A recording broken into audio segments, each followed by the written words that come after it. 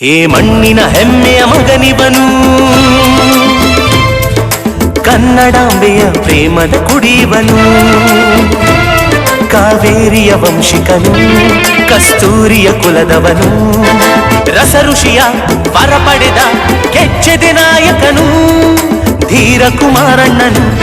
ಕಣ್ಣೀರನ್ನು ಹರಿಸದಿರಿ ಓ ಪ್ರಜೆಗಳು ನೀವೆಂದು, ನೋವಲ್ಲಿ ನರಳದಿರಿ ನಮಗ್ಯಾರೂ ಇಲ್ಲವೆಂದು.